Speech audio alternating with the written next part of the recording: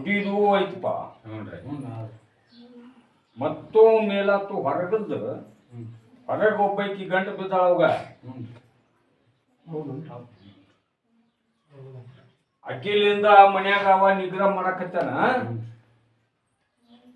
ಒಂದು ತಾಯ್ತ ಮಾಡಿಸ್ಕೋರಿ. ಒಂದು ಮನಿ ಒಳಗ ಒಳಭಾಗದಾಗ ಇಡಕ ಒಂದು ವಸ್ತು ಮಾಡಿಕೊಡ್ತಾನ ಅಜ್ಜ. ಆ ತರ ಮಾಡಿಸ್ಕೋರಿ.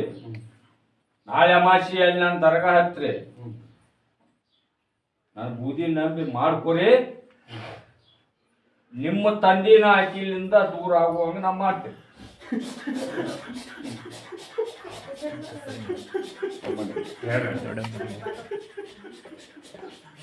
ಒಂದು ಶಕ್ತಿ ಐತೆ ಅವು. ಆ ಶಕ್ತಿ ಮನ್ಯಾಗ ಇಟ್ಕೊಂಡು ಏನು ಮಾಡಲ್ಲ, ಏನು ನಡಿವಲ್ಲ. ಅದಕ್ಕೆ ಆಶೀರ್ವಾದ ಮಾಡ್ತೀನಿ. ಅಮಾಸೆ ಐತ್ರಿ, ಅದನ್ನ ಹೌದು ಮಾಡುವಂತಪ್ಪ. ಪ್ರಸಾದ ಹಚ್ಚರು.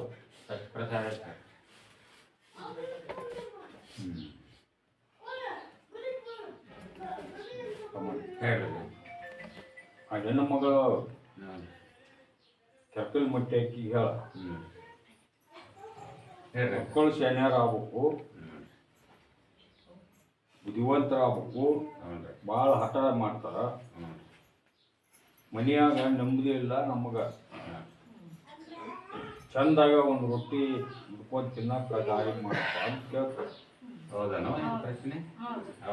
ಅದೇನು ಮಗಳಿಗೆ ಹೇಳ, ನಾಳೆ ಅಮಾಸಿ ದರ್ಗಾ ಹತ್ತನಪ್ಪ, ಆಶೀರ್ವಾದ ಕಾಯಿ ಒಯ್ಯನು. ಅಮಾಸಿ ನಾನು ದರ್ಗಾ ಹತ್ತು ಕಲ್ಯಾಣ ಆಗೋಂಗ ಆಶೀರ್ವಾದ ಮಾಡ್ತೀನಿ. ಅಮಾಸಿ ಬರೋ ಮುಂದ ಬೆನ್ನು